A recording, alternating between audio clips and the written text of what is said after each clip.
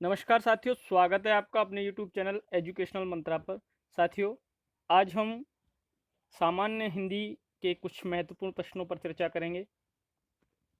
साथियों, यह सामान्य हिंदी के महत्वपूर्ण प्रश्नों का 9वां भाग है। इससे पहले हम 8 और वीडियोस लेकर आए जिसमें बहुत ही महत्वपूर्ण प्रश्नों पर चर्चा की, जो आपको आगामी परीक्षाओं में बहुत ही उपयोगी और महत्वपूर्ण साबित होंगे। तो साथियों, शुरू करते हैं आज के कुछ महत्वपूर्ण प्रश्न।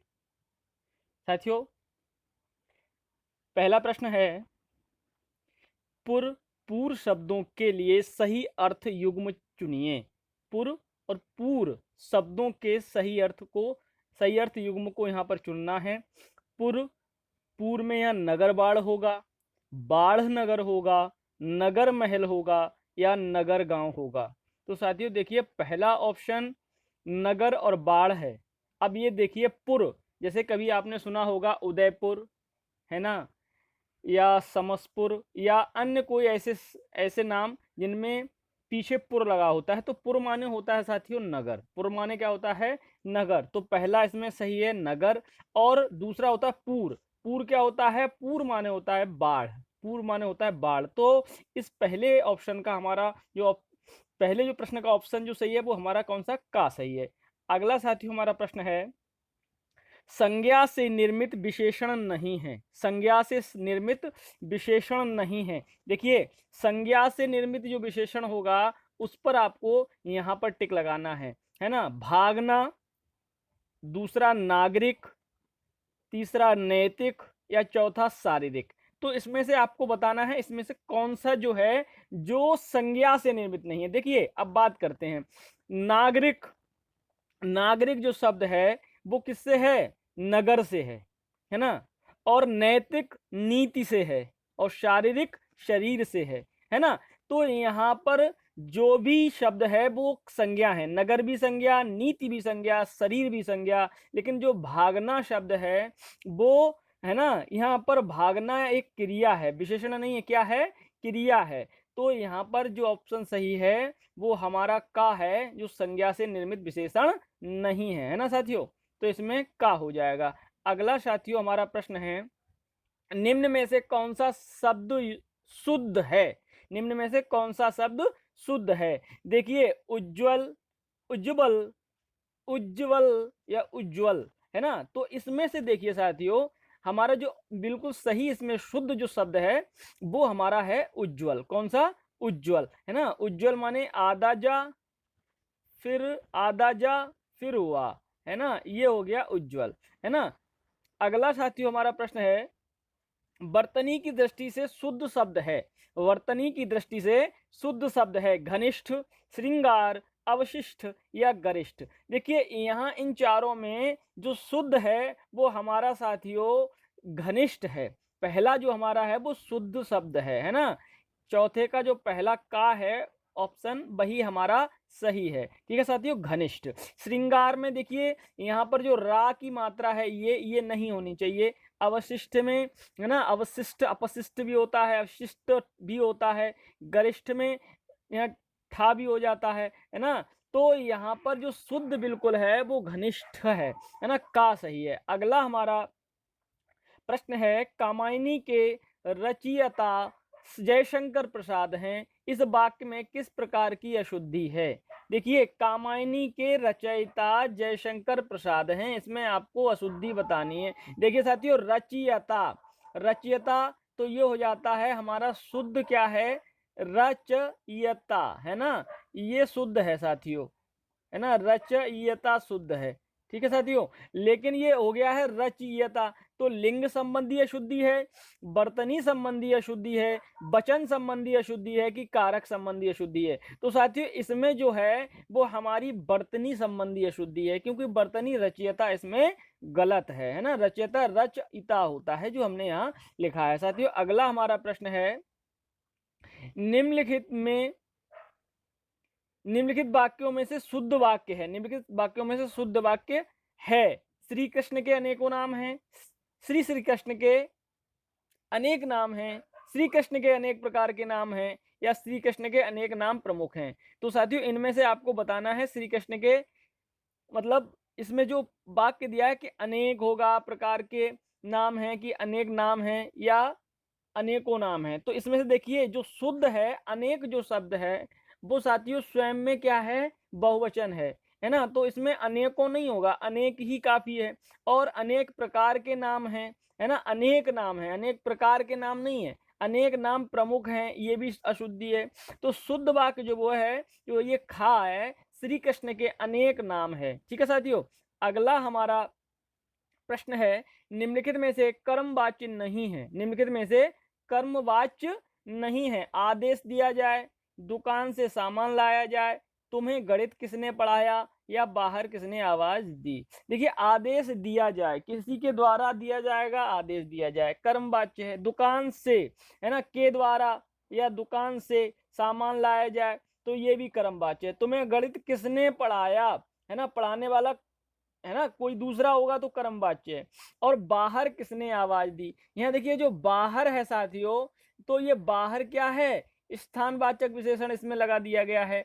तो इसमें कर्म की अनुपस्थिति है, कर्म यहाँ पर नहीं है। तो जिसमें कर्मवाच्य नहीं है वो हमारा साथ में का घा हो जाएगा। क्या हो जाएगा, बाहर किसने आवाज दी, ये इसमें मतलब ये कर्मवाच्य इसमें नहीं है। अगला हमारा प्रश्न है, निम्नलिखित में से कर्तृवाच्य वाक्य चिन्हित कीजिए। वह वाक्य जो कर्तृवाच्य का हो वह आपको बताना है।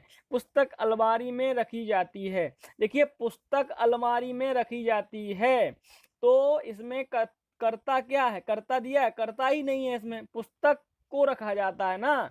तो मतलब रखने वाला कौन है, वो है ही नहीं। रावण ने सीता का हरण किया, छात्रों द्वारा कुर्सी तोड़ डाली गई दरवाजे पर। देखिए छात्रों द्वारा, के द्वारा, है ना, कर्ता ने कर्म को कर्ण से के द्वारा, तो ये कर्ण है इसमें। दरवाजे पर क्या होता है ना, अधिकरण में पे पर अधिकरण दिया है, यहाँ पर यहाँ अधिकरण दिया है, यहाँ पर आपका कर्ण दिया है। और इस वाले में कर्ता ने कर्म को, है ना, पुस्तक को अलमारी में रखा जाता है या पुस्तक को अलमारी में रखा, तो यहाँ कर्म हो गया।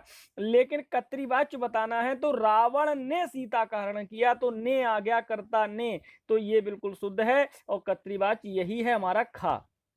खा जो है वो हमारा कर्तृवाच्य। अगला साथियों हमारा प्रश्न है, निम्न में से सकर्मक क्रिया का उदाहरण चुनिए। निम्न में से सकर्मक क्रिया का उदाहरण चुनिए।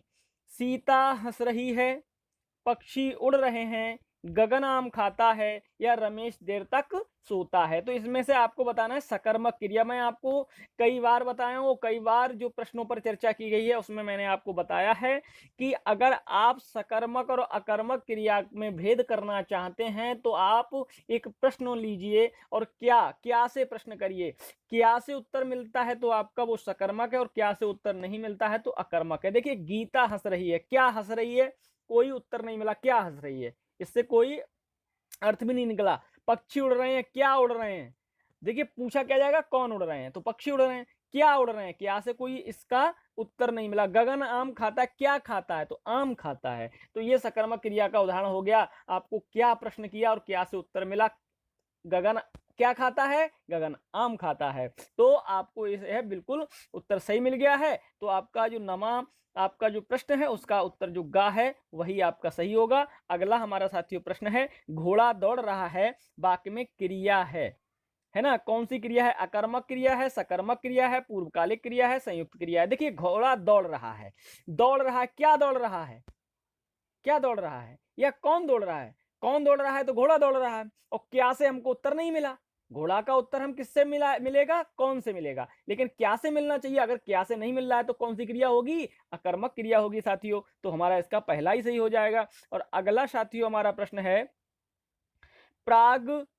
प्रागैतिहासिक शब्द में निम्न में से किस वाक्यांश के लिए प्रयुक्त हुआ है। देखिए प्राग ऐतिहासिक क्या होता है, प्राक ऐतिहासिक, इतिहास, है ना, जो आपका इतिहास है उससे पहले का जो काल है तो प्राक ऐतिहासिक काल होता है। तो प्राग ऐतिहासिक काल क्या है, ज्ञात इतिहास से पूर्व का समय, लिपिबद्ध इतिहास, अति प्राचीन इतिहास, या जिस इतिहास के प्रमाण हो। तो देखिए वह इतिहास जो इतिहास से पूर्व का समय बताए, है ना, ज्ञात इतिहास से पहले का समय वो हमारा होता है, क्या होता है, प्रागैतिहासिक होता है। तो 11वें का हमारा ऑप्शन जो है वो गा सही है। अगला साथियों प्रश्न है, आदेश का पालन किया जाए वाक्य में प्रयुक्त वाच्य है।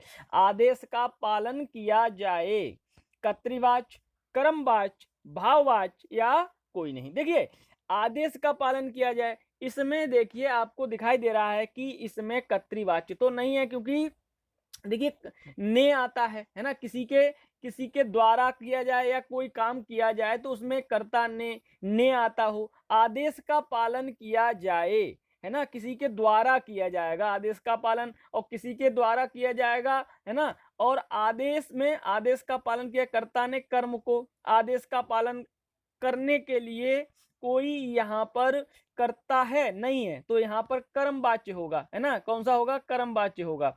अगला साथियों हमारा प्रश्न है, वह खाना खाकर सो गया, वाक्य में रेखांकित क्रिया है। वह खाना खाकर सो गया, वाक्य में रेखांकित क्रिया है। देखिए खाकर सो गया, है ना, पूर्वकालिक क्रिया, द्विकर्मक क्रिया, अकर्मक क्रिया या सकर्मक क्रिया। वाक्य वह खाना खाकर सो गया, वाक्य में रेखांकित क्रिया है। देखिए खाना खाया और सो गया, तो इसमें देखिए पहले उसने खाना खाया था फिर सोया है, तो इसमें सोने से पहले कोई एक क्रिया की है, अर्थात जो समय उसने सोया है वह उस समय से पहले जो क्रिया की जाती है वो पूर्वकालिक क्रिया होती है, तो उसमें पूर्वकालिक अर्थात पहला ही ऑप्शन सही हो जाएगा। अगला साथियों है 99 के फेर में पढ़ना, मुहावरे का सही अर्थ है 99 के फेर में पढ़ना अर्थात धन जोड़ने में लगे रहना, मूर्खता के कार्य कर बैठना, किसी चक्कर में पड़ जाना या परिवार के झंझटों में फंसे रहना। देखिए 99 के फेर में पड़ने का मतलब क्या है ना, धन जोड़ने में